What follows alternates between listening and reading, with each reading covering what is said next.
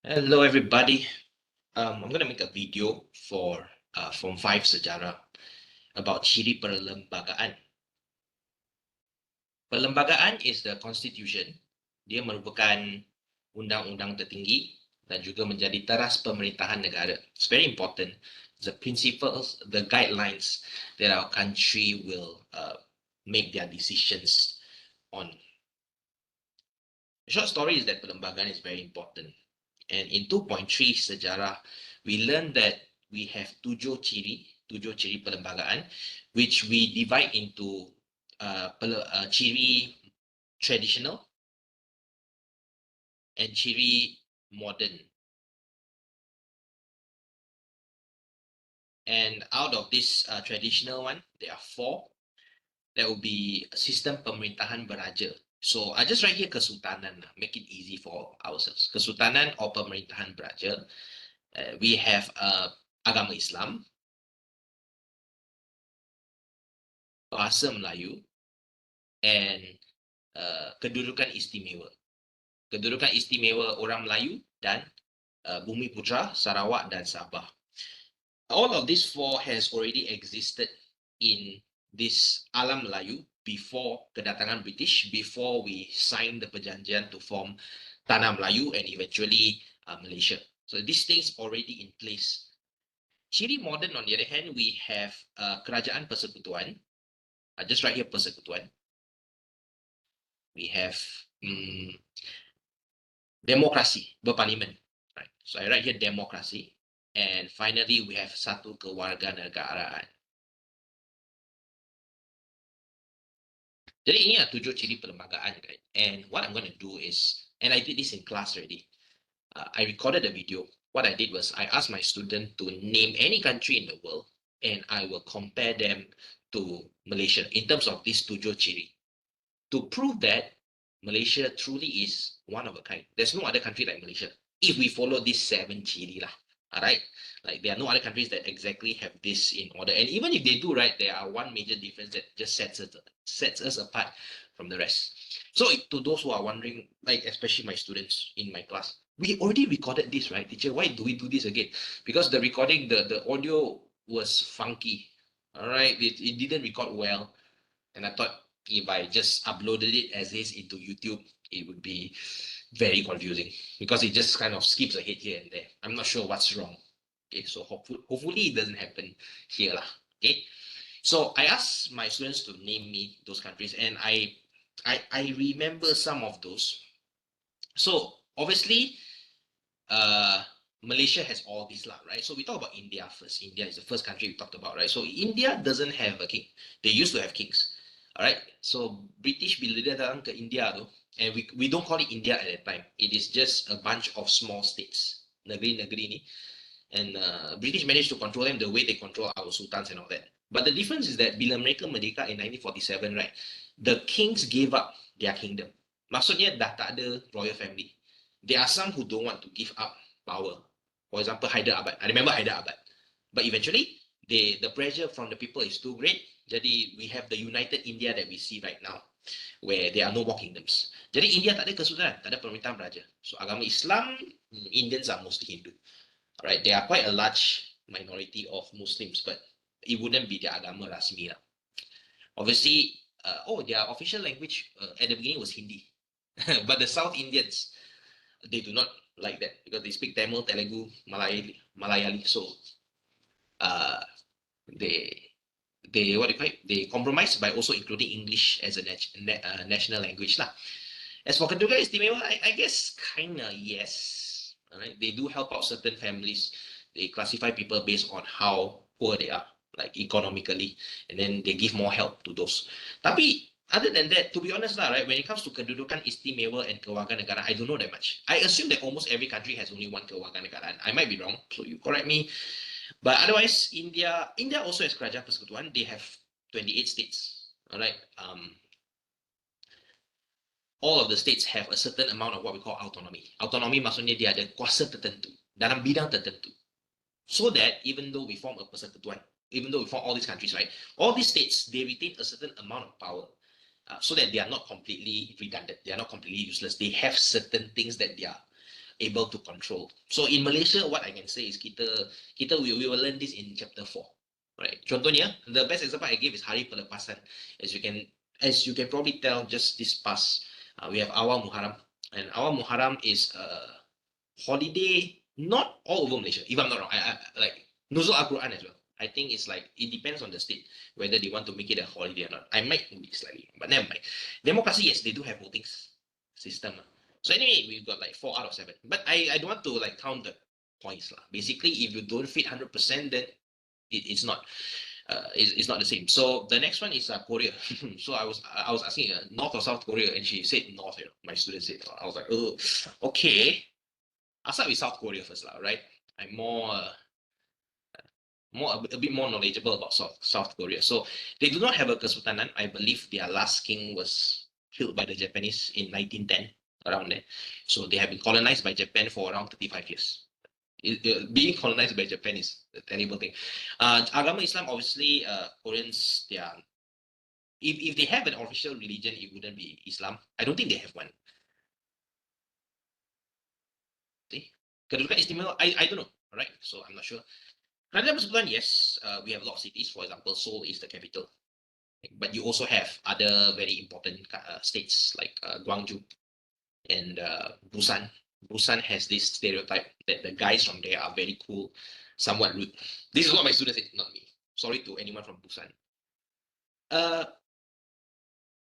Ilsan. Ilsan is also a city in Korea. And apparently the women from there are very beautiful. I say apparently, but I'm basing my knowledge completely by the fact that Ji Hyo is from Ilsan. So I think she alone, I know the sample size is small, but I think she comes from Ilsan, so Ilsan must be awesome, full of beautiful people.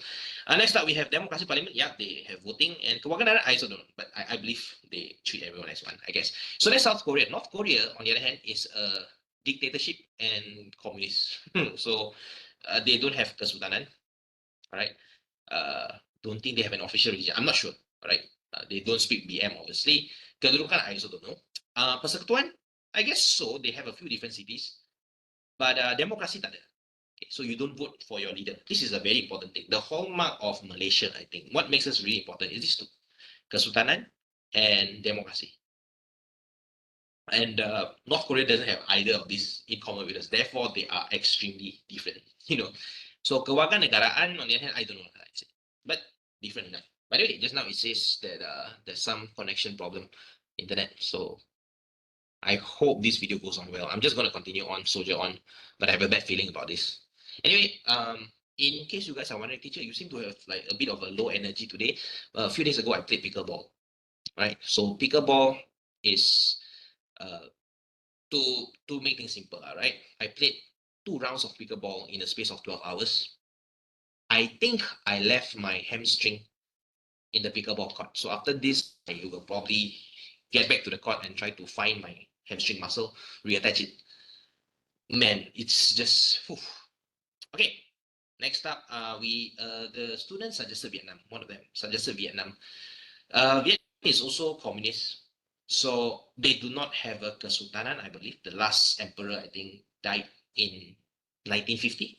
His name was Bao Dai, I remember, and even then, I believe he already didn't have much power. Vietnam was slowly moving towards at first nationalism and then communist path. Agama, I think they are mostly Buddhist. There are some Christians, but there are very few Muslims. Maybe some Champa people, right? BM, no, they speak Vietnamese, obviously. And Kedudukan Istimewa, I don't know, they probably do. Persekutuan, yes, they have a lot of different cities. And all of these cities also have certain kind of like festivals like Dalat. Dalat is known for their flower festival. They are very proud of it. They are very proud of the fact that, the tea from Dalat is the best. And then Sapa, they will talk about wine and so forth. So democracy, no. The people in the Vietnamese Communist Party will vote for the leader. And Kewarganegaraan, I guess that's one. So actually, Vietnam and China are very similar. I can even put it here. China is also like that. They don't have a king anymore. Last emperor was a guy called Puyi, Henry Puyi. Agama Islam, BM. Yeah, they have a persekutuan also basically, but they have no democracy. So very similar. So at this point, you guys are probably wondering, oh, teacher, it's almost impossible to find anything that is close to it. So probably we should go for the Muslim countries, right? So Let's go Indonesia. To be honest, I think Indonesia is the closest to us. Even then, there's one thing very, very much missing. So I'll start from the bottom. All right. So Kuala I don't know. I think they treat everyone like, supposedly that should be the same. They have democracy, okay, and Persekutuan also for sure. Kedudukan Istimewa, I think they do. They have. They also use BM. I mean, not really. They call it Bahasa Indonesia. Calling it BM in Indonesia would be a problem. So I'll just put a maybe here. And Agama Islam, of course. I don't know whether it's the what do you call it. I think it's the state religion. All right. But they do not have a sultan. It was ended by the Dutch. So you see, Belanda, right, bila they take over the Hindia Timur, Belanda, right, the Dutch East Indies, they were not very mesra monarchy. They are not very mesra kepada all these sultan-sultan. So eventually they just asked the sultan to step down. And Indonesia, when they merdeka, they were a complete republic. Republic maksudnya tak ada raja lah dan sebagainya. So even Indonesia doesn't fit the bill of being the same as us. If you go to Brunei, Brunei is also very close. All right. They do have this. They have a royal family, very powerful, but they do not have democracy. So there's no voting. The king has absolute power. He will hire people accordingly in the ministry, but the king is the top. Jadi tak ada voting dan sebagainya lah. I'm not sure about persekutuan also lah. But Brunei, they probably should have because they have half of Brunei is in Brunei. The other half is separated by Sarawak. You learn this in Form 3 already, actually. Okay, so at this point, you're thinking, what teacher? They speak Bahasa Melayu Brunei. So this is close as well. At this point, you're wondering, how about European countries? It depends on which European countries. I'll just spoil it for you. France, Germany, those two examples I can say, they do not have a king, right? They don't have king. So they don't even fit this bill. So the ones that do will be like England, Netherlands, Denmark, and I don't know, Spain, Portugal. Jadi those European countries, mereka ada sultan juga. Mereka pun ada demokrasi. But obviously they are either Christians or they don't have a state religion. And of course their language will be different lah. Jadi, just to show you, wow, teacher, there's no other country like Malaysia. So if we go to the Middle East on the other hand, right, there's only one country actually that fits this kesultanan. Because you see, guys, yes, I put Brunei here with the correct, all right, all of this is zero, but Brunei is correct over here. But, well, teacher, that's quite similar. But no, see, Brunei only has one royal family. We have 9. There's 9, right? Yeah. So kita ada 9, kesultanan atau pemerintahan beraja. And they take turns to become the Yang di-Pertuan Agong. The only other country, all right, which is also Islam and has multiple kings, is UAE. So they also have, I don't think they call it sultan, they call it emirs, right? So mereka akan take turn to memerintah. So tapi mereka tak ada demokrasi berparlimen, right? So if you look at all the Middle Eastern countries, like even Saudi Arabia also, mereka basically kesultanan or pemerintahan beraja. So to give you guys an idea, there's no other country like Malaysia. That's why Ciri Perlembagaan ni, this 2.3, is low-key a very good chapter. It's just that we didn't kind of like force you guys to really think like, oh, this makes Malaysia one of a kind. But it does. It just show a small list, right? So there are a lot of other countries you can keep comparing, but there's no other country like Malaysia that has both the sultans, and we have a lot of them, and also democracy with parliament. These two, very important. So I think that's it for now. Thank you so much. I hope this recording ends up being in a nice place. By the way, nice background, right? You see, I look professional. All right, whatever. See you guys. Bye-bye.